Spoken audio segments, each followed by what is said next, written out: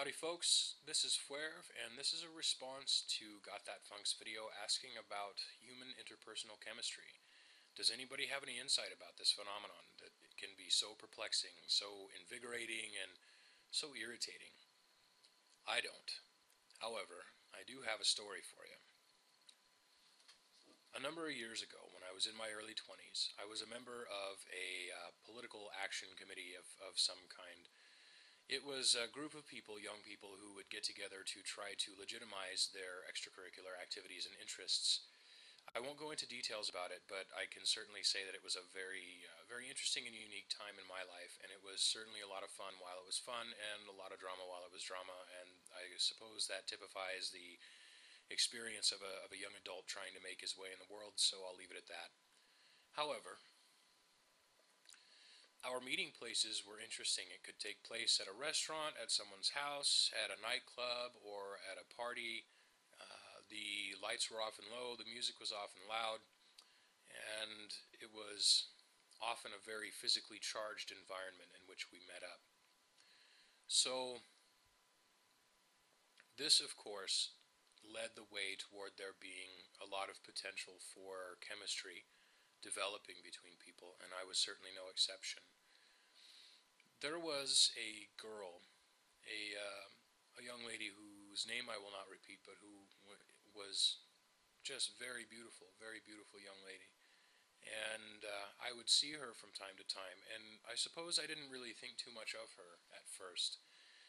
She was just sort of there in my periphery. She didn't really stand out too much at first, and over time, the activism component of my life started to fall by the wayside rather rapidly, and what was left was just the parties and the good times. And so I would see her out periodically, and I would notice her, and after a little while, I just started to notice her, and I suppose she started to notice me as well, and time passed, and we never spoke to each other. Neither of us ever plucked up the courage, I suppose, or whatever.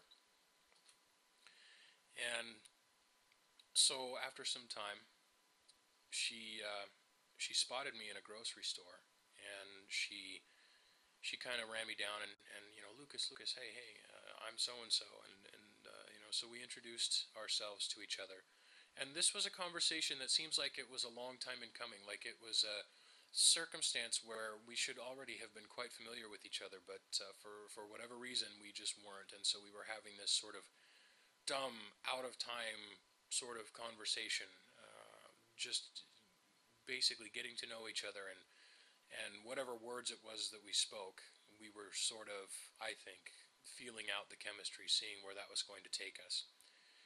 And so we had a very brief, warm, charged conversation, dialogue in the grocery store, and then we went our separate ways. I don't think that either of us exchanged numbers.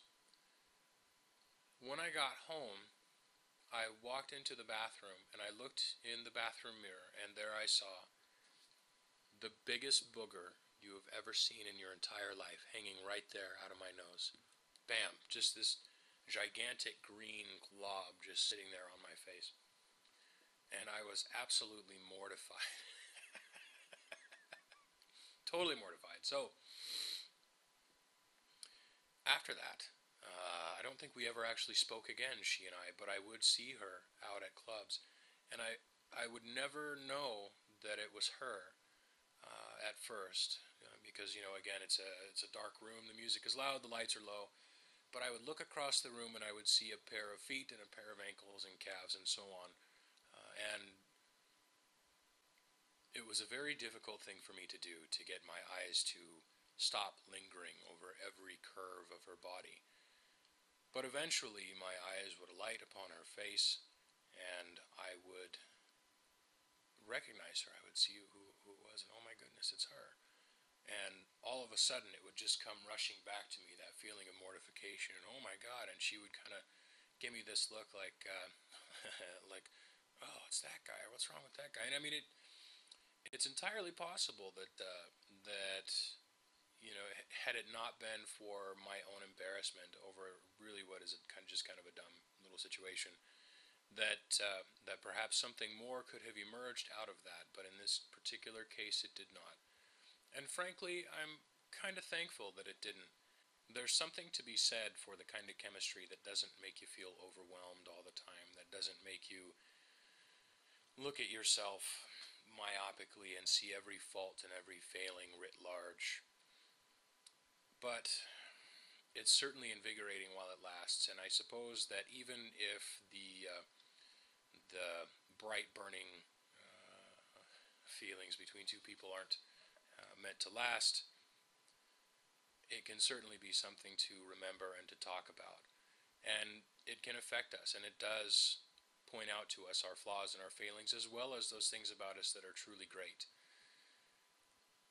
All of us are, I think, in part anyway, defined by the feelings that we have about other people and the feelings that we have about ourselves. And I think that there's nothing quite like interpersonal chemistry, we humans being social animals, to really point out how we feel about ourselves. In fact, I think it brings out the best in us and the worst in us and makes it very apparent for us to see just who we are.